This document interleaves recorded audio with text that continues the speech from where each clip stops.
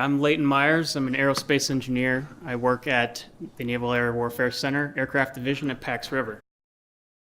What I'm going to talk about are two applications specifically that I'm really excited about. And one is this area of this short takeoff, vertical landing, external environment. I really had the opportunity to align my research as I was conducting my PhD research directly with the Naval lab. I basically came in with a clean sheet of paper and said, I want to work on a project that is relevant both to the Navy, it's a good fit for me personally, and is a good fit for my research team at the university.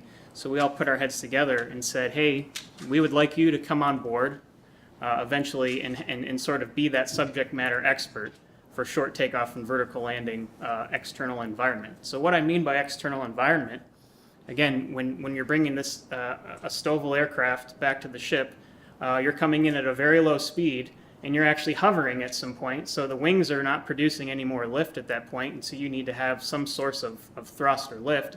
And so in most cases we have some kind of engine or swivel duct or a nozzle that points directly down perpendicular to the surface of the ship, and it's now exhausting a lot of high velocity, high temperature air. So again, we're looking at what are the effects of that in terms of standing on the deck. What is someone going to feel on their body as this outwash is exhausting over them? That is actually the model that we designed from scratch, from a blank sheet of paper, and that was a lot of fun to go through that whole process. It's basically design, build, test, analyze, report. Those last two steps are usually the hardest, by the way. The image here, this bottom image here, is really kind of neat. The resolution is not as nice as I would have liked, but it just shows you how complicated this flow field is. And as an experimentalist, I get to have fun and say we use a lot of smoke and mirrors to show you images. And that's literally what we did. You're looking at something that you can't physically see with your naked eye. So if you're looking at the top of the image here, you have a nozzle that's pointed straight down. It's exhausting a very high speed amount of air, hitting the ground, and now it's spreading out. And so you kind of, what you're visualizing is some of the unsteadiness, turbulent properties.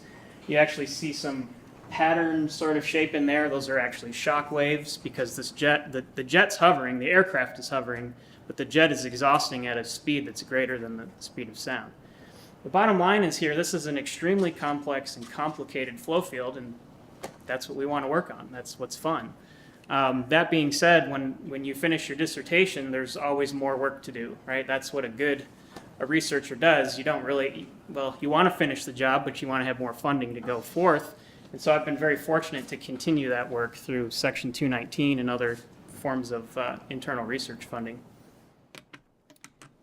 So I want to talk again about this ship airwake problem. This was really new to me. I came on board as an aerospace engineer, and now I'm saying, all right, I have to know something about ships. I'm out of my comfort zone.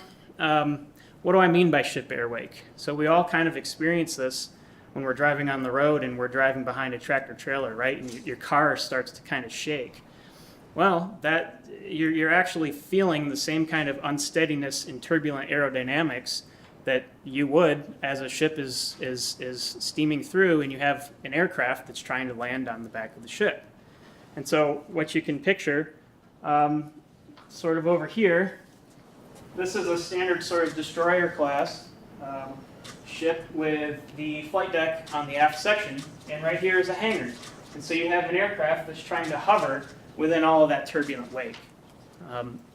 So why is that important for us? Well, one thing is we want to understand what that flow field looks like. If we're trying to give guidance to the fleet that says this is how you operate your aircraft out at sea, we have to understand what the flow field is doing.